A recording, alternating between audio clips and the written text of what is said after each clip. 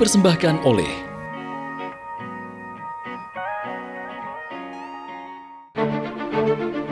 Daerah Istimewa Yogyakarta pada Agustus 2025 lalu berhasil meraih penghargaan Smart City Award yang digelar Kementerian Komunikasi dan Digital dengan kategori Smart Living, Smart Economy, dan Smart Environment. Capaian Daerah Istimewa Yogyakarta ini sejalan dengan asta cita keempat, yaitu perkuatan pembangunan sumber daya manusia, sains, teknologi, pendidikan, kesehatan, prestasi olahraga, kesetaraan gender, serta penguatan peran perempuan, pemuda, dan penyandang disabilitas. Salah satu upaya untuk memperkuat pembangunan sumber daya manusia Indonesia diwujudkan dalam program Makan Bergizi Gratis atau MBG dan transformasi digital. Sebagai kota pelajar, Yogyakarta digadang menjadi lumbung masa depan bangsa, sehingga faktor gizi, kesehatan, serta literasi digital menjadi hal yang harus diprioritaskan.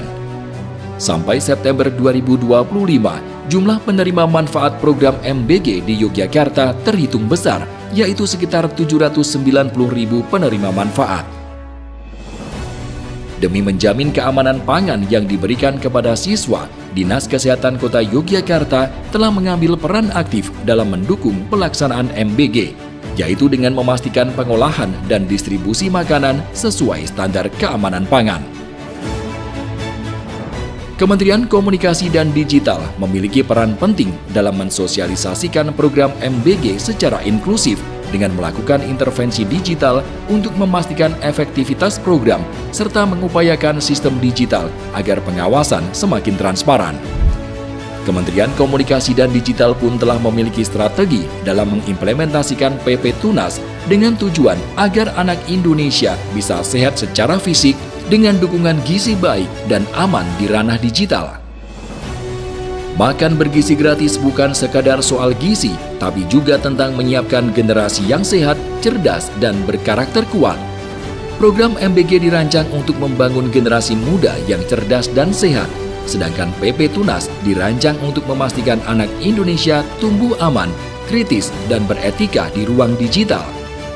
Kedua hal ini melengkapi fondasi SDM unggul menjadi sehat jasmani, cerdas digital, dan berkarakter kuat. Bagaimanakah implementasi, evaluasi, dan kolaborasi solutif untuk program makan bergizi gratis yang dilakukan di Daerah Istimewa Yogyakarta? Ikuti selengkapnya perbincangan Gizi dan Literasi Digital Fondasi Menuju Indonesia Emas 2045. Salam Indonesia, halo pemirsa Bincang hari ini, saya Dewi Budianti hadir ke hadapan Anda. Selama 60 menit ke depan saya akan ajak Anda untuk berbincang mengenai sebuah tema yang sudah Anda lihat tadi di tayangan pembuka terkait bagaimana kemudian pemerintah ini sudah hadir di tengah-tengah kita, khususnya generasi muda untuk menyiapkan mereka menuju Indonesia Emas 2045. Ada dua hal penting yang bisa digarisbawahi bagaimana pemerintah kemudian memastikan gizi anak ini terpenuhi, jadi secara fisik sudah sehat begitu ya. Kemudian juga menjamin bagaimana mereka aman dalam berselancar di dunia maya atau di ruang digital. Ada PP Tunas di sana. Kemudian untuk makan bergizi gratis juga sudah kita lihat bagaimana pelaksanaannya sejauh ini. Dan kita akan membahas lebih dalam mengenai hal ini dengan narasumber yang sudah hadir bersama dengan kami di studio. Saya perkenalkan terlebih dahulu ada Bapak Agus Purwanta SKM, penelaah teknis kebijakan Diskominfo DI. Apa kabar Pak Agus? Ya, baik Mbak. Selamat sore pemirsa Bincang-Bincang Jogja TV. Iya, baik. Kemudian ada Pak Dr. Andes Suherman MPD, Kepala Dinas Pendidikan Pemuda dan Olahraga Dikpora DIY. Apa kabar Pak Irman? Baik. Assalamualaikum warahmatullahi wabarakatuh. Baik. Ada juga Dr. Ahmad Ahadi, SMPH, PLT Kepala Dinas Kesehatan. Sehat Pak Ahmad? Alhamdulillah. Alhamdulillah sehat. Baik, Pak Agus, kita sudah melihat di tayangan awal tadi ya Pak, bagaimana kemudian pemerintah hadir memastikan anak ini gizinya terpenuhi melalui program MBG. Kita bicara mengenai MBG atau makan bergizi gratis dulu nih Pak. Dikaitkan dengan asta cita keempat, yaitu salah satunya untuk memperkuat SDM. Kaitannya apa sih Pak? Bagaimana kemudian makan bergizi gratis ini bisa membantu menyiapkan sumber daya manusia menurut Anda? Terima kasih ya Mbak Dewi, selamat sore pemirsa semuanya. Memang kondisi sekarang kan memang baru marak namanya MBG tadi ya. Betul. Masyarakat juga apa tuh MBG, ada beberapa yang memang belum paham ke arah sana. Memang tujuan dari pemerintah itu baik ya, artinya kalau dari sisi manfaat tentunya akan kita lihat tidak bisa secepat itu ya, bahwa 1-2 tahun tidak akan terlihat. Namun kedepannya memang harapannya dapat meningkatkan juga terkait dengan kecerdasan anak ya, atau mungkin intelektual anak, kemudian juga dari sisi pertumbuhan ekonomi di lingkungan di mana program MBG tersebut dilaksanakan, itu tentunya juga harapannya bisa ke arah sana juga. Tentunya lapangan pekerjaan ya, karena itu kan membutuhkan banyak orang yang terlibat di dalam program tersebut. Itu mungkin menurut saya juga dampaknya akan ke sana juga. Artinya sumber daya manusia di sini tidak hanya mereka penerima manfaat, tapi juga ekosistem yang terbangun dan tercipta, Betul, termasuk lapangan kerja. Ya, kalau kita melihatnya hanya pada masyarakat kecil dalam arti siswa atau murid itu ya kayaknya terlalu sempit itu ya. Itu kan dampaknya juga ke banyak hal, tidak hanya itu. Baik, kalau dari kacamata Pak Hirman, MBG dan pembangunan SDM seperti apa? Ya, terima kasih. Kalau kami kan di sekolah-sekolah yang tidak penerima manfaat di sekolah-sekolah itu, artinya kan kita seorang pelajar atau siswa itu akan berprestasi jika dia itu sehat gitu ya. Sehat dimulai dari makanan itu. Jadi kontribusi dari MBG ini sangat bagus sekali bagi sekolah-sekolah kita, anak-anak kita di sekolah. Dan kami kemarin itu seringkali di sekolah-sekolah tuh ninjo itu anak-anak itu senang dengan MBG ini. Saya sampai antri untuk mengambil itu sama dirasa senang gitu ya. Dan menunya kan juga bervariasi. Antara sekolah-sekolah sekarang kan bisa menginden untuk memesan menu untuk berikutnya, sehingga hari ini merupakan suatu langkah yang sangat positif oleh pemerintah dan disambut oleh beberapa sekolah sangat senang sekali dan sangat menunggu-nunggu kapan ada yang menunggu-nunggu kapan datangnya MBG di sekolah gitu ya. Tapi kami sampaikan setiap kali datang kemudian langsung dikonsumsi, karena nanti kalau terlalu lama nanti ada hal-hal yang efek yang tidak baik gitu ya. Artinya menyiapkan generasi emas yang di 2045 itu sangat berpengaruh terhadap makanannya, kemudian kesehatannya, kemudian mentalnya gitu ya, begitu. Jadi ada beberapa hal yang sangat berpengaruh di situ. Kemudian tidak kalah penting lagi adalah MBG itu untuk mendidik anak itu makanan bergizi itu seperti ini, ada lauknya, ada sayurnya, itu salah satu pendidikan di sekolah-sekolah itu. Begitu Mbak. Baik, artinya di sana sekolah juga berperan untuk menumbuhkan kesadaran gizi bagi anak-anak. Jadi tidak hanya mengkonsumsi, tapi mereka jadi mengerti terkait gizi begitu ya? Iya betul, jadi oh ini harus ada sayurnya, harus ada buahnya, dan setelah itu kan tata kelola makan bergizi itu. Kemudian juga tidak kalah pentingnya adalah bagaimana sikap siswa itu makan. Jadi untuk pendidikan karakter juga. Jadi tidak hanya makan bergizi, tapi juga pendidikan karakter di sekolah-sekolah. Guru kan mengamati bagaimana sikap makannya seperti apa, kemudian setelah selesai itu seperti apa, itu kan menunjukkan rangkaian dari pendidikan karakter di sekolah gitu ya. Artinya menciptakan kepedulian sosial juga di sana bagi anak-anak begitu. Baik, kalau untuk Pak Ahmad sendiri, bagaimana Anda melihat MBG kaitannya dengan SDM kita, apalagi mereka penerima manfaat adalah anak-anak sekolah yang juga butuh gizi yang cukup dan terpenuhi, dan 9 bulan ini sudah berjalan, bagaimana peran dari Dinas Kesehatan sejauh ini? Ya, ada dua ya berarti pertanyaannya ya. Jadi kalau kita mau memahami di mana sih kemudian manfaat MBG terhadap pembentukan sumber daya manusia. Nah, kita bisa menjawab itu dari kemudian adalah siklus daur atau siklus gizi pada manusia. Jadi sebetulnya ketahanan gizi kepada seorang anak manusia itu tidak saja dimulai pada usia sekolah, sebetulnya dimulai dari ibu hamil. Ketika kehamilan ibunya cukup gizi, cukup nutrisi, maka kemudian akan terjadi perkembangan jumlah-jumlah sel otak. Di situ terjadi perbanyakan atau profilasi untuk sel-sel otak. Kemudian begitu dia lahir, sampai kemudian dia ke 2 tahun, itu akan terjadi proses namanya diferensiasi sel otak. Membedakan fungsi-fungsi sel otak. Di situ fungsi bicara, fungsi analisa, fungsi mengingat, memori dan lain sebagainya itu di usia itu. Nah kemudian setelah masa prasekolah, masa sekolah, gizi yang diperuntukkan itu adalah kemudian hanya untuk kemudian menopang energinya, Pak. Ya. Sehingga kalau kemudian kita kecukupan energi, maka kemudian proses penerimaan informasi bagi anak sekolah itu akan jadi lebih baik. Nah kalau penerimaan informasinya lebih baik, analisisnya lebih baik, maka kemudian diharapkan anak-anak kita itu memiliki kemampuan atau mampu bersaing di dalam era yang sekarang ini gitu. Bagaimana sikap dinas kesehatan? Sikap dinas kesehatan ya mendukung gitu ya. Nah, MBG ini kan sebetulnya adalah program dari pusat ya Mbak ya. Program nasional gitu loh. Program nasional dan kemudian dibentuk sebuah organisasi atau badan non kementerian yang memang secara khusus mengurus itu. Namanya Badan Gizi Nasional gitu. Nah, Badan Gizi Nasional itu turun sampai ke kabupaten kota, sampai ke provinsi dan kabupaten kota dan membentuk SPG satuan pemenuhan gizi ya, penyelayanan pemenuhan gizi yang menyediakan makanan itu yang kemudian diantarkan ke anak sekolah. Kami dinas kesehatan adalah fungsinya itu mengawasi apakah kemudian satu orang yang mengolah makanan itu sudah kemudian memenuhi standar di dalam pengolah bahan pangan. Kemudian yang kedua bagaimana prosesnya. Bagaimana kemudian infrastrukturnya, itu kami yang mengawasi gitu ya. Jadi itu dinas kesehatan. Nah, kalau kemudian programnya pemberian gizi sendiri, penentuan manfaat, segala macam, itu terus kemudian memang di-arrange oleh BGN. Satu, sebetulnya program makan gizi gratis ini, MBG ini kan baru dimulai di anak sekolah. Betul. Sebetulnya sudah ancang-ancang juga untuk sasarannya itu penerima manfaatnya itu adalah B3B. Bumil, bayi dan balita. Jadi untuk memenuhi tadi siklus gizi sejak hamil, kehamilan sampai usia 2 tahun kan.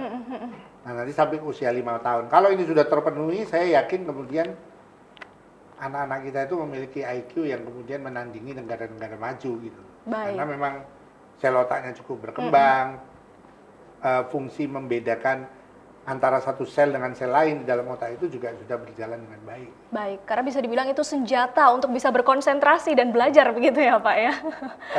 Kecukupan gizi, tentu. Jadi melalui apa? Melalui energi. Iya, baik.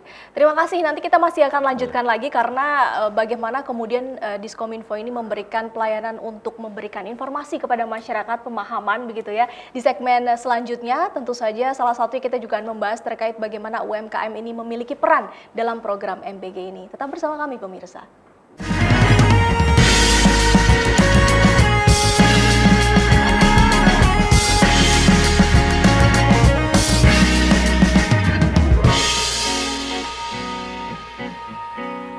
Dipersembahkan oleh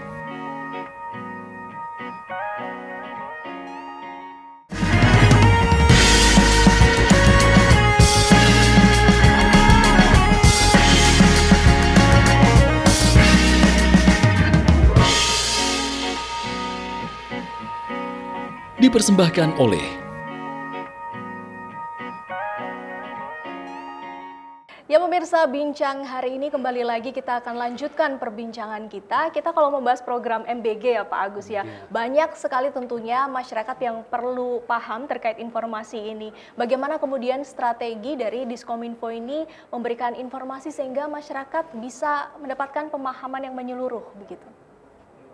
Oke, terima kasih Mbak Dwi. Jadi kalau di Dinas Kominfo kan sebetulnya mempunyai tugas sesuai dengan di Pergub 66 tahun 2024 yang di sana mengamanatkan untuk memang ada semacam publikasi dan penyebarluasan informasi juga terkait dengan penyediaan infrastruktur. Jadi terkait dengan MBG memang kita strateginya beberapa yang sudah kita lakukan adalah terkait dengan penyebarluasan informasi, baik itu melalui media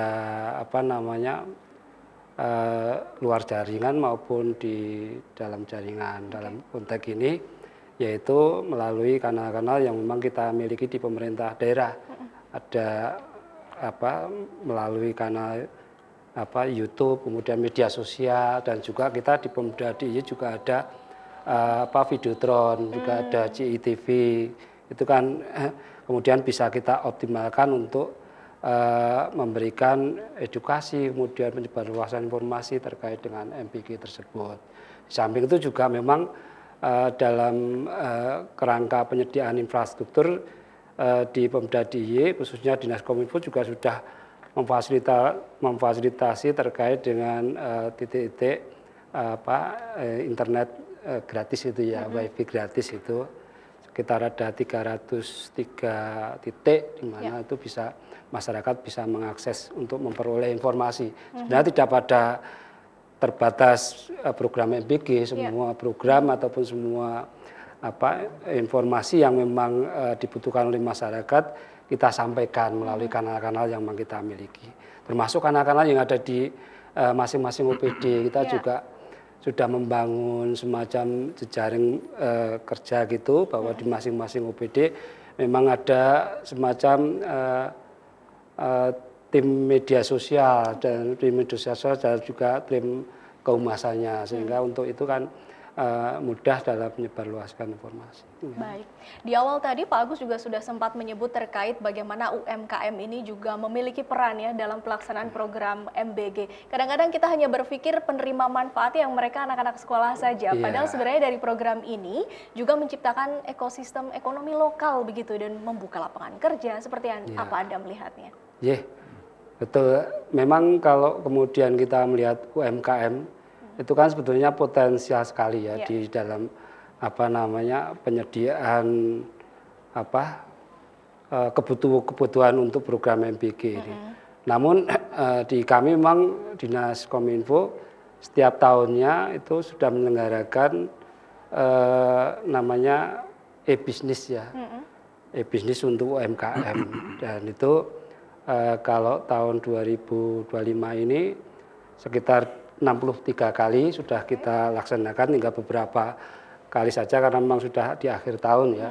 Harapannya memang bisa mempersiapkan UMKM tersebut untuk bisa lebih survive gitu ya. Beberapa UMKM kan memang bergerak di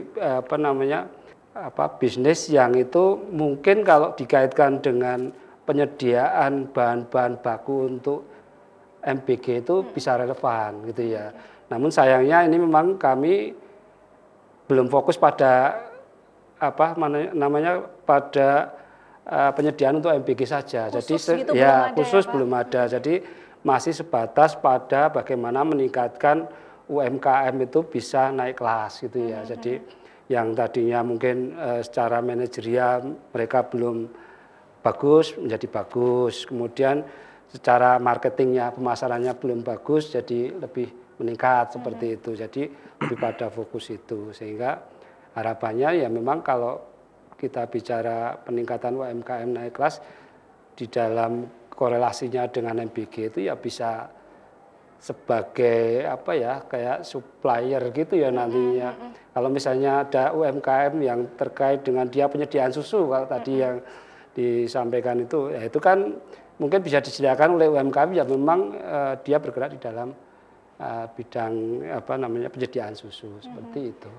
Terutama juga salah satunya petani lokal ini juga memberikan peran yang penting dalam memasok bahan pangan begitu. Karena di dalam pelatihan bisnis itu juga diajarkan bagaimana kemudian membuat konten terkait dengan barang dagangan atau barang yang dibuat itu untuk bisa menarik seperti itu. Oke, artinya walaupun ini belum ada khusus UMKM untuk MBG, tapi mereka mendapatkan pelatihan, mereka mendapatkan pendidikan lah ibaratnya begitu ya Pak ya, sehingga mana-mana kemudian yang ada relevansinya dengan MBG bisa diberdayakan. Betul. Gitu. Baik, kemudian saya juga penasaran kalau dari Dinas Pendidikan kaitannya dengan UMKM ini ada perankah di sana Pak? Boleh disampaikan? Ya, kalau Dinas Pendidikan tentu tidak peran secara langsung ya. Jadi kalau misalnya kemarin kan kami dengan Dinas Kelautan Perikanan itu kampanye Gemar Makan Ikan.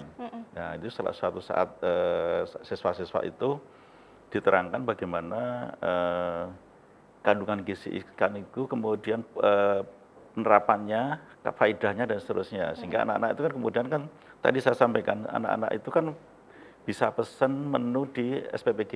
Ya. Nah, dengan pesan menu itu kan tadi UMKM itu kan bergerak secara stabil, kemudian bahkan meningkat sesuai dengan permintaan sekolah itu. Nah, itu harapan kami seperti itu. Jadi kita perannya tidak langsung, tetapi dengan adanya pesan-pesan dari siswa yang dari sekolah-sekolah itu, tentu itu juga tidak lepas dari guru-gurunya untuk menerangkan kandungan gizi, kemudian dari guru biologi tentunya ya.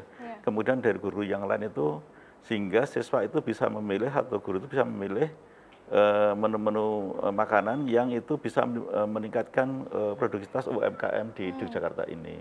Jadi perannya tidak langsung, tapi dengan cara memesan menu itu merupakan suatu kegiatan kita yang meningkatkan bisa UMKM yang dulunya mungkin sebelum ada MBG itu jualnya cuma berapa kilo, sekarang menjadi sekian kilo. Dan itu kan salah satu peningkatan dari UMKM lewat pendidikan, tapi tidak secara langsung. Oke, artinya menu ini ternyata bisa di-request ya Pak ya? Iya, makanya itu tadi. Jadi lebih variatif setiap hari?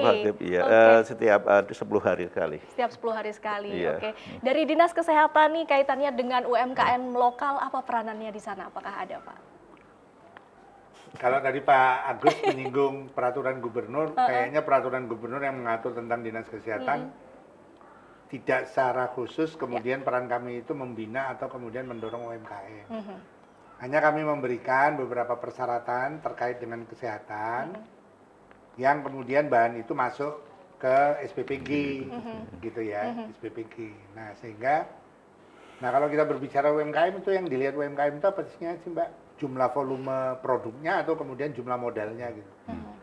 Itu yang perlu kemudian kan, karena beberapa 90 hari ini juga kemudian sudah ada sinyalemen bahwa di daerah istimewa Yogyakarta dengan adanya program MBG ini ya sayuran juga sudah semakin sulit dicari gitu. Gitu toh, karena memang terserap semua ke SPPG ya. Nah nanti sehingga kemudian harus ada yang kemudian lembaga yang mengatur gitu loh. Jadi coba bayangin, satu kecamatan itu bisa 3-4 SPPG Mbak. Dengan sasaran kira-kira 3.000, minimal 3.000 ya Pak Herman. Satu SPPG itu akan memberikan 3.000 porsi ke anak sekolah. Kalau ada 3-4 SPPG 12.000 kan gitu. Membuat makanan dalam satu saat yang sama untuk 12.000 porsi itu membutuhkan bahan baku berapa. Nah, yang kita jaga UMKM ini adalah bahwa pemasoknya itu harus dipersyaratkan UMKM. Jangan nanti misalnya telur, nanti peternak telur besar yang masuk gitu. Nah ini sebetulnya kemudian memang harus ada rambu-rambunya gitu. Nah dari aspek itu maka kemudian peran Dinas Kesehatan itu adalah melakukan pemantauan terhadap kualitas produk daripada UMKM. Artinya kalau misalnya telur, ya telur itu yang kemudian ayamnya menggunakan pakan yang kemudian memang sehat gitu kan. Pemakaian bahan kimiawinya juga kemudian tidak terlalu banyak gitu kan. Kemudian apalagi menggunakan pakannya yang pakan organik. Yang seperti itu yang kemudian kita lakukan pembinaan kepada UMKM. Baik, walaupun tadi secara spesifik tidak langsung begitu ada perannya, tapi perannya besar sekali Pak kalau bicara mengenai gizi.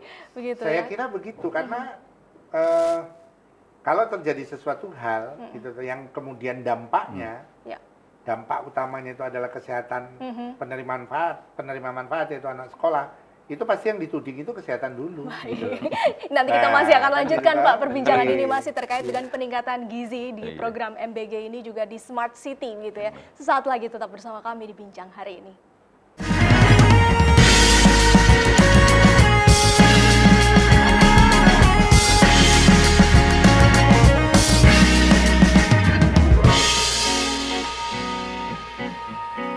Dipersembahkan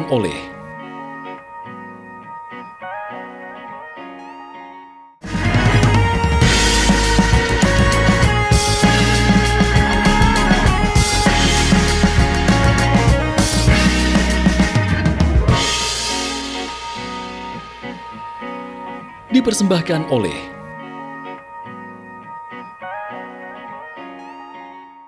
Ya pemirsa, kita lanjutkan lagi perbincangan kami. Tadi di segmen sebelumnya kita sudah membahas mengenai gizi, sedikit boleh dilanjut lagi Pak. Karena kita juga penasaran bagaimana kemudian dari Dinas Kesehatan ini memiliki mekanisme evaluasi gizi terhadap program MBG yang berjalan selama ini. Ya, jadi kalau evaluasi gizi Mbak itu kita melalui Dinas Kesehatan Kabupaten Kota nanti akan kemudian melakukan evaluasi. Nah, evaluasi gizi itu bisa dilihat dari kesesuaian tinggi badan terhadap umur, kesesuaian berat badan terhadap tinggi badan. Nah, kalau kemudian anak di bawah 5 tahun, itu maka kemudian kesesuaiannya untuk menilai gizi itu adalah tinggi badan atau panjang badan terhadap umur. Nah, tapi kalau sudah usia anak sekolah, kan MBG itu anak sekolah ya Pak Irman, ya, mulai dari SD, SMP, SMA, maka evaluasinya itu adalah kesesuaian berat badan terhadap umur, berat badan terhadap tinggi badan. Sehingga dengan adanya berat badan dan tinggi badan, dengan rumus tertentu yaitu indeks massa tubuh atau IMB, itu akan bisa dikategorikan menjadi 3. Kurus sekali, kurus, berat badan normal, overweight, dan obesitas. Gitu. Jadi yang kita harapkan, yang penerima gizi tadi, itu nanti kemudian adalah berat badannya, itu sesuai dengan tinggi badannya. Jadi dia tidak overweight, apalagi obes, tapi dia dalam berat badan normal dan juga tidak kurus dan sangat kurus gitu. Artinya porsi dan juga nilai gizi SD, SMP, SMA berbeda? Oh, berbeda. Jadi kalau kandungan gizi per 100 gram yang dia makan itu tentunya pada masa-masa pertumbuhan itu memang harus tinggi, tetapi kan itu tergantung juga pada proses kecepatan metabolisme. Anak SD kecepatan metabolismenya berbeda dengan anak SMA. Apalagi anak SMA kan aktivitasnya juga sudah sangat banyak. Nah, kemudian evaluasi gizi itu juga kemudian pada anak sekolah khususnya Mbak, dan lebih khusus lagi pada anak perempuan, itu nanti kita periksa adalah kadar hemoglobin darahnya. Sehingga kita bisa menentukan bahwa apakah anak sekolah kita itu mengalami anemia atau tidak. Nah, data yang ada di kesehatan itu prevalensi kita itu kira-kira 1,5% anak sekolah itu mengalami anemia. Anak remaja itu 3%, jadi makin bertambah usianya, makin tinggi. Prevalensi anemianya makin tinggi. Nah, apalagi udah anak SMP, SD itu udah mulai itu makanannya itu nggak ngelihat dia kandungan yang bisa kemudian menambah kandungan zat besi pada sel-sel darah. Yang penting ada micinnya, itu enak gitu kan. Gitu ya Pak Irman. Kalau nggak gurih nggak dimakan ya Pak? Nggak gurih nggak dimakan, padahal kita penting. Makanya kemudian di kesehatan juga kemudian ada program namanya pemberian TTD, tablet tambah darah. Itu. Jadi nanti apakah itu kemudian diberikan sekalian dengan MBG, kita nanti akan lihat juga kebijakannya. Cuman di kesehatan itu sudah ada program untuk memberikan tablet tambah darah. Khususnya anak SMP SMA. Karena ini penting itu tadi ya. Penting sekali. Jadi terutama pada anak perempuan ya, karena nanti anak perempuan itu setiap bulan haid, darahnya terbuang, sehingga hemoglobinnya terbuang. Semakin berkunang-kunang Pak kalau di sekolah. Cepat, harus diganti secara cepat. Nanti ibu hamil, kan ada 2 individu dalam ibu hamil. Sehingga kemudian anemia sel darahnya juga untuk dirinya sendiri dan untuk anaknya gitu. Nah, anemia yang berat gitu toh, akibatnya bisa jelek. Kalau melahirkan perdarahan gitu. Kemudian fetal distress karena oksigen itu tidak tertangkap, tidak terdistribusi secara cukup pada bayi. Sehingga bayinya di dalam kandungan juga sudah bisa meninggal gitu. Jadi itu merupakan sebuah lingkaran yang memang kita harus putus. Salah satu strategi memutusnya adalah dengan memberikan gizi, asupan gizi yang adekuat. Programnya salah satunya MBG, tablet tambah darah. Baik, ketika gizi ini sudah diperhatikan, pertanyaannya kemudian bagaimana penyalurannya di sekolah. Nah, ini peran dari Dinas Kesehatan seperti apa? Peran dari sekolah-sekolah ini untuk memastikan bahwa penyaluran ini juga berjalan dengan lancar begitu. Dinas Kesehatan apa Dinas Pendidikan? Dinas Pendidikan. Saya cuma menunjukkan bahwa kita nggak ngelamun gitu. Tetap konsen. Terima kasih untuk distribusi di sekolah ya. Kita tunjuk beberapa petugas dari sekolah gitu ya. Jadi kita karena menerima ya juga termasuk andil di dalam pemdistribusian itu. Kemarin kita beberapa sekolah dijadwal itu, guru-guru atau staf dari sekolah itu dijadwal, kemudian sudah ada menerima siapa, kemudian di kelas mana saja sudah didiskusikan. Sehingga tidak mungkin ada keributan di situ. Kemudian yang paling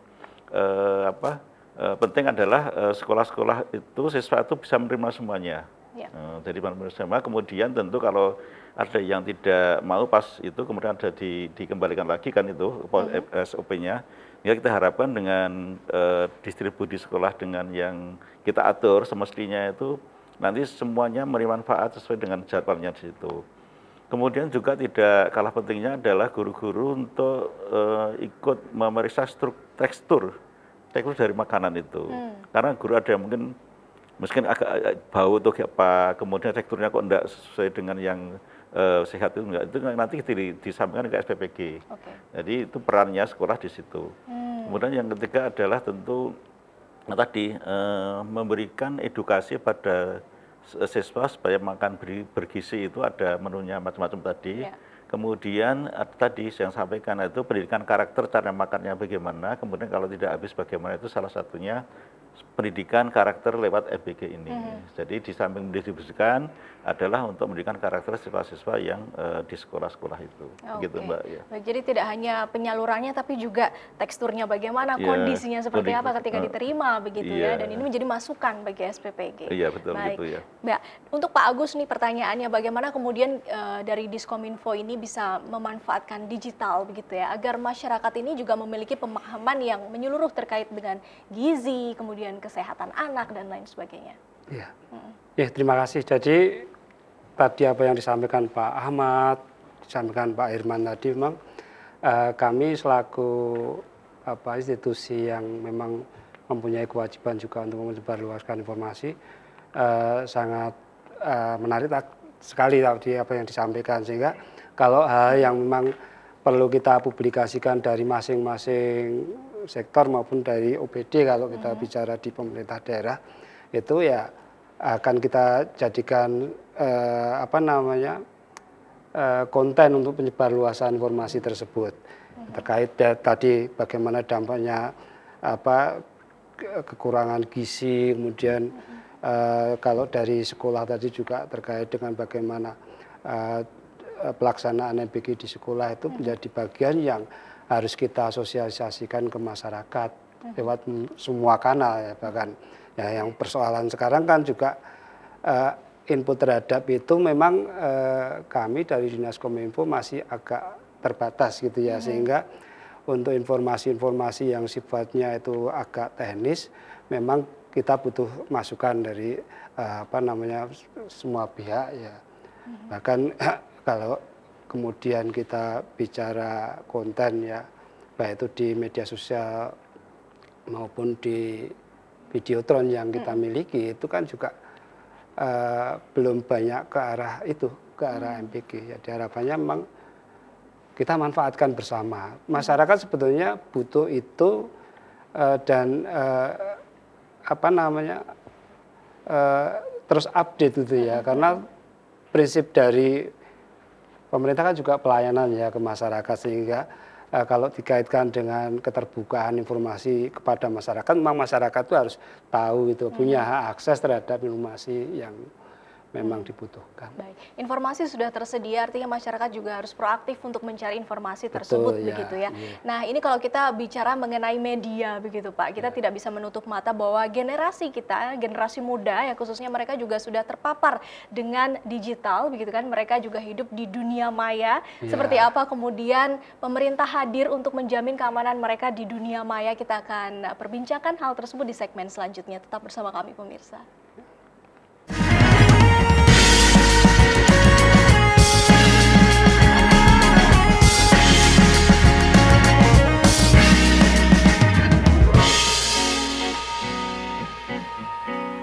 Dipersembahkan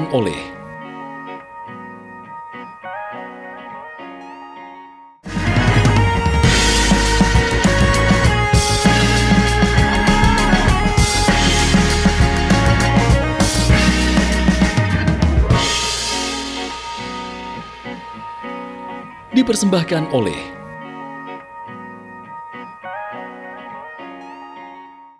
Ya pemirsa, Pemirsa, untuk menyiapkan generasi muda untuk Indonesia Emas 2045, ini tidak hanya memastikan mereka sehat di dunia nyata secara fisik ya Pak Agus, tapi juga di dunia maya, mental mereka juga sehat begitu. Nah, kira-kira kalau menurut Bapak, seperti apa sih kondisi konten digital saat ini khususnya untuk yang biasa dikonsumsi oleh anak-anak muda? Yang kedua pertanyaannya adalah bagaimana PP Tunas ini hadir kemudian untuk menjawab persoalan ini? Silakan. Iya, terima kasih. Jadi kalau Pak Ahmad tadi juga menerangkan terkait dengan kesehatan fisiknya ya. Kalau sekarang kan juga ada kesehatan mental ya terkait dengan memang adanya banyak platform-platform digital yang media sosial dan sebagainya yang kemudian bisa mempengaruhi kesehatan mental dari anak ya. Kalau kita bicara data, saya pernah baca itu bahwa sebetulnya hampir 48% itu kan pengguna media sosial atau pengguna internet ya, saya maksudnya adalah pengguna internet itu sekitar 48% ya pengguna internet itu adalah remaja, anak ya, maksud saya di bawah 18 tahun itu kan anak. Kemudian juga kalau dilihat angkanya juga sebetulnya hampir 80% itu menggunakan dengan jangka waktu lama, hampir 7 jam, lebih 7 jam ke atas itu sudah mendekati angka 80%. Dalam sehari itu Pak? Ya, kemudian kalau kemudian bicara yang lebih tragis lagi, di bawah umur 6 tahun itu sudah 46%. Nah, itu kan sesuatu yang memprihatinkan ya kalau kemudian anak kita tergantung sangat dengan internet yang kemudian mengakses yang tidak baik itu kemudian berpengaruh terhadap kesehatan mental mereka. Makanya hadirlah namanya PP Tunas. Sebetulnya bukan tunas dalam arti singkatan atau apa, tapi memang tunas itu filosofinya memang kalau pohon itu kan ada tunasnya itu ya, artinya kita gambarkan sebagai remaja gitu ya. Jadi PP itu memang sebetulnya kalau kita bicara nomor gitu ya, PP nomor 17 tahun 2025 baru kemarin Maret terbit ya itu. Jadi belum ada perangkat di bawahnya juga sebetulnya, tapi kita tetap sosialisasikan terus-menerus gitu ya. Itu yang terkait dengan tata kelola penyelenggaraan sistem elektronik untuk pengamanan anak gitu ya, keamanan anak gitu. Jadi kalau di ruang digital khususnya ya gitu.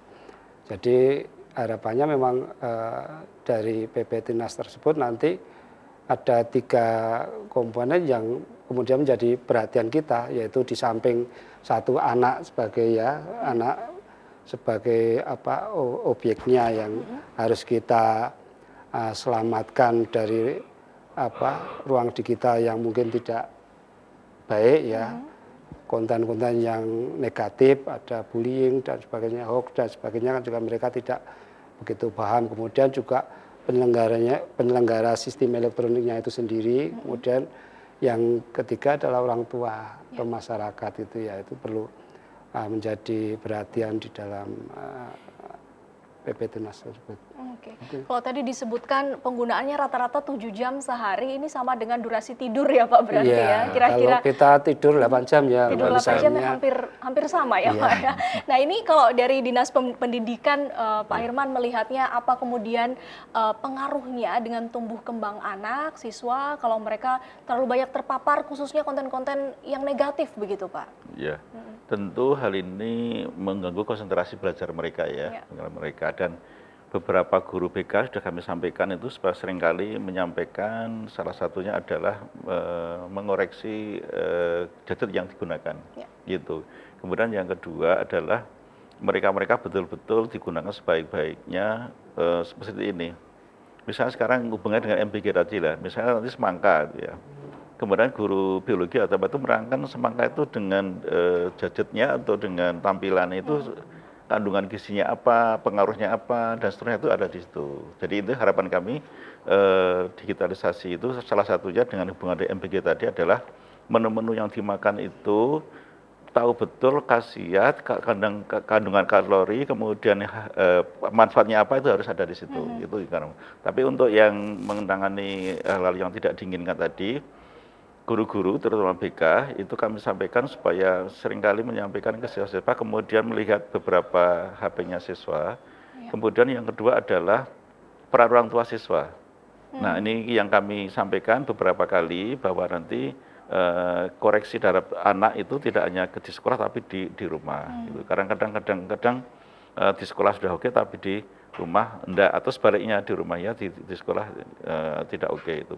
Jadi harapan kami dengan penyalahgunaan ya media sosial tadi terutama hari itu adalah konsentrasi belajar, kemudian juga ada yang sampai kalau kebablasan itu sampai apa kemudian judi. Edik, kemudian ada judi dan seterusnya, itu kan sangat aneh sekali itu. Tapi ini beberapa guru sudah kami sampaikan terutama kesiswaan dan guru BK untuk menangani hal seperti itu. Oke, guru BK berperan juga di situ ya. Baik, nah ini menarik dari sisi kesehatan nih Pak Ahmad. Apa kemudian pengaruhnya dengan tumbuh kembang anak nantinya jika mereka intensitas penggunaan internet, apalagi terpapar dengan banjirnya informasi yang belum bisa tersaring dengan baik ini? Pasti ada pengaruhnya, Mbak. Pengaruhnya itu lebih ke arah mempengaruhi perkembangan. Jadi kan tumbuh kembang, tumbuh itu ya ke atas gitu kan. Kecuali saya tumbuhnya ke hati. Tapi kembang itu kita berkembang. Artinya kemampuan intelektual kita itu berkembang. Nah, kalau anak-anak menerima informasi, sementara anak-anak itu kan daya analisanya itu kan juga masih terbatas gitu. Nah, dia kemudian analisanya keliru, maka kemudian dia akan mensikapi keliru. Mensikapi keliru, maka kemudian dia juga kemudian itu yang berdampak kepada status gizi dia gitu. Dan perkembangan, kalau kemudian itu dia percaya, dia yakini apa yang dia baca, apa yang dia lihat melalui media elektronik, khususnya internet itu yang berbahaya.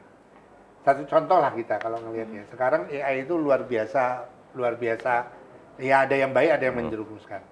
Saya pernah lihat itu ya, dengan AI itu, Pak Anies Baswedan jualan obat gitu. Kan gitu. Dan sulit dibedakan ini. Sulit dibedakan, suaranya sama, gerak bibirnya sama. Sekarang apakah informasi itu gitu toh, itu benar atau tidak gitu. Bagaimana anak kemudian bisa menganalisis bahwa informasi itu benar? Kalau kita kan bisa, wah ini mungkin salah.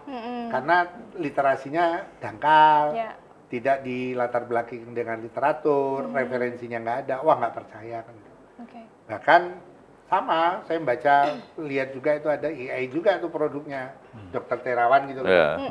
Dokter Terawan dikatakan bahwa dia kan ahli radiologi sebetulnya, tapi pada saat itu dikatakan dia ahli jantung, ya kan? Dia tuh jual obat hipertensi gitu. Nah, anak-anak yang berbahaya pada gizi, pada perkembangannya itu banyak loh iklan itu. Anda pengen tambah tinggi, itu ada itu di internet. Dengan pil ini, nggak disebutkan kandungan pilnya, gitu kan. Apa efeknya itu kan informasi itu nggak bisa. Dan anak-anak kan belum bisa melihat bahwa itu benar atau tidak. Bahayanya di situ. Jadi bagaimanapun, media yang dia lihat, informasi melalui media dia akan mempengaruhi perkembangan. Mempengaruhi perkembangan dan juga cara mereka menganalisa sebuah isu dan keadaan begitu ya. Baik, nanti kita akan lanjutkan lagi perbincangan kita di segmen selanjutnya, pemirsa tetap di Bincang hari ini.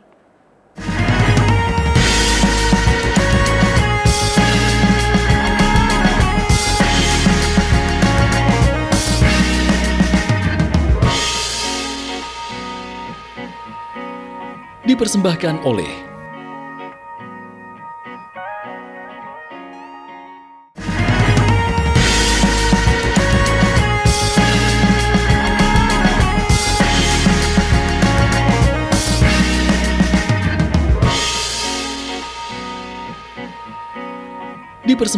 oleh Ya pemirsa, menyambung lagi perbincangan tadi, kalau kita sudah mendengar tadi dari Pak Ahmad dan juga Pak Hirman bahwa bagaimana banjir informasi di ruang digital ini bisa ternyata mempengaruhi tumbuh kembang anak. Kemudian bagaimana strategi dari Diskominfo nih untuk memberikan edukasi digital, bagaimana kemudian PP Tunas ini dalam implementasinya nanti itu bisa benar-benar menjaga keamanan mereka begitu Pak. Terima kasih. Jadi saya meneruskan apa yang tadi sudah saya sampaikan ya, sebetulnya di dalam PP Tunas itu penekanannya bahwa penyelenggara sistem elektronik itu besok harus memang memperhatikan bagaimana dia menyediakan fitur terkait dengan batasan umur yang bisa mengakses. Jadi untuk anak di bawah 13 tahun itu bagaimana dia bisa mengakses, harus izin orang tua, kemudian misalnya 13 sampai 15, kemudian 15 sampai 18 itu kan juga ada klasifikasi informasi yang mereka bisa akses gitu ya. Jadi nantinya PSE atau penyedia sistem elektronik harus melakukan kewajiban seperti itu ya. Di samping juga tentunya kewajiban untuk memberikan konten-konten yang positif ya, yang tidak negatif, yang juga tidak mengandung unsur-unsur yang bisa melanggar undang-undang PDP ya, perlindungan data pribadi. Itu penting karena memang anak kadang-kadang juga tidak tahu apakah itu yang mereka sampaikan itu data pribadi atau bukan, sehingga batasan-batasan di dalam mengakses itu kemudian akan mempersempit terhadap kebocoran data pribadi gitu sih ya. Baik. Ya. Langkah selanjutnya dari Diskominfo untuk memperkuat kerjasama lintas sektor nih untuk menyiapkan generasi emas 2045. Ya, kalau sebetulnya tadi seperti saya sampaikan di awal bahwa kita sesuai dengan tugas fungsi gitu ya, memang kita kalau bilangnya memperkokoh ya, memperkokoh kolaborasi antar lembaga ya, baik di pemerintah daerah sendiri maupun dengan lembaga lain yang ada di DIY maupun pusat, sehingga yang terpenting masyarakat itu menjadi tahu gitu ya terhadap program-program pemerintah. Dan tidak, tadi Pak Ahmad juga cerita sekarang agak sulit membedakan karena adanya artificial intelligence yang begitu sedemikian rupa bisa membuat orang menjadi samar ya, benar atau tidak, sehingga itu juga menyulitkan. Kita juga memberi edukasi terkait dengan itu, hoax, kepada masyarakat, termasuk di dalamnya juga kepada adik-adik siswa ya, di sekolah. Beberapa waktu lalu memang kita juga ada di beberapa SMA untuk melakukan literasi digital ya, ke sekolah dan juga bahkan sampai ke masyarakat juga, sehingga mereka juga mulai dari anak-anak ya sejak dini itu sudah bisa tahu apa yang harusnya boleh dilakukan di ruang digital dan apa yang tidak boleh gitu ya. Membedakan sekarang kan penting gitu ya, karena memang seharusnya mereka paham, tidak bisa dipungkiri karena dunia digital itu kan perkembangannya sangat cepat. Gitu. Baik. Ya. Salah satu program pemerintah makan bergizi gratis ini kan salah satu yang untuk menyiapkan mereka juga menuju generasi Indonesia Emas 2045. Potensi kedepannya nanti dengan program MBG yang sekarang berjalan dari Dinas Kesehatan Pak Ahmad, melihatnya seperti apa? Kalau tepatnya itu adalah harapan sebetulnya. Jadi kan kita sudah membuat output ya. Jadi problem kesehatan sekarang kita itu kan adalah masih tingginya prevalensi anak-anak yang kemudian memiliki gizi buruk. Ya. Dengan adanya MBG, maka kemudian prevalensi gizi buruk itu nanti makin kecil, bahkan tidak ada lagi kita ketemu anak-anak sekolah yang gizinya buruk. Kemudian yang kedua, prestasi anak sekolah juga semakin baik gitu ya. Jadi besok ke depan nggak ada anak bodoh ya Pak ya, semuanya pintar semua gitu loh. Jadi kan kita bahkan susah nanti memberikan evaluasinya. Itu dan saya kira tidak perlu anak kita itu terus kemudian bercapek-capek mengejar sekolah favorit tidak Pak ya, karena semuanya anak-anak itu sudah memiliki kemampuan yang sama dan akhirnya sekolah itu menjadi favorit semua. Anaknya pintar-pintar. Baik. Program MBG ini kan berlangsung tidak hanya peran dari pemerintah saja ya Pak Hirman, tapi di sana tentunya peran dari orang tua, dari guru juga sangat diperlukan. Kalau pesan Anda dan harapan Anda untuk mereka seperti apa agar program ini berjalan terus dengan lancar? Pertama untuk guru tentu membantu mendistribusikan, kemudian memberikan edukasi pada anak-anak itu. Sehingga kita harapkan dengan edukasi guru itu kandungan gizi dan seterusnya, perlunya makanan bergizi dan seterusnya itu salah satunya begitu. Kemudian juga mengamati pola makan di sekolahnya. Nah, itu yang sangat penting, artinya apa toh yang diinginkan oleh siswa di sekolah itu. Tapi tidak lupa harus ada kandungan gizinya itu. Sehingga guru dapat menjelaskan pada siswa bahwa itu pentingnya seperti itu, makan bergizi itu, baik di SD, SMP, SMA, SMK begitu. Kemudian orang tua kami harapkan untuk itu selalu menanyakan pada putra-putrinya bagaimana nanti setelah makan di sekolah itu. Kurang apa tuh menunya bagaimana, sehingga nanti jangan sampai nanti ada kok yang sekarang itu walaupun sudah ada MBG tapi masih dibekali oleh orang tua. Mungkin ada silang sehingga saling melengkapi begitu. Sehingga kita harapkan orang tua juga begitu memberikan dukungan pada MBG ini dan diharapkan dengan peran orang tua itu sempurnalah makanan siswa itu sehingga menjadi gizinya sempurna, sehat, kemudian cerdas dan seperti Pak Ahmad tadi. Jadi nanti harapan kita anak-anak itu ya tadi tidak ada yang bodoh. Yang bodoh nggak ada yang gampang sakit. Tidak ada sakit ya karena sudah vitaminnya terpenuh di rumah disuplai yang belum, di sekolah disuplai yang dari MBG tadi. Jadi saling melengkapi begitu. Baik. Ya. Terima kasih perbincangan ini mudah-mudahan memberikan pemahaman yang lebih luas lagi bagi masyarakat dan mudah-mudahan apa yang menjadi harapan kita untuk menyiapkan generasi muda yang sehat secara fisik dan mental ini bisa tercapai. Terima kasih Pak Agus, Pak Herman dan juga Pak Ahmad sudah menyempatkan waktu untuk berbincang di Bincang hari ini. Dan pemirsa, bagi Anda yang ingin menyampaikan laporan atau pengaduan terkait pelaksanaan MBG di lapangan, Anda dapat menghubungi layanan pengaduan resmi melalui nomor hotline 0811 1000 8008 dan layanan ini tersedia setiap hari kerja pada pukul 8 pagi hingga 5 sore waktu Indonesia Barat. Dan mari kita bersama-sama mendukung program MBG dan berperan aktif sebagai pengawas di lapangan agar program ini bisa terselenggara dengan baik dan memberikan manfaat yang optimal. Saya Dewi Budianti undur diri. Terima kasih Anda sudah bersama dengan kami di Bincang hari ini. Salam Indonesia.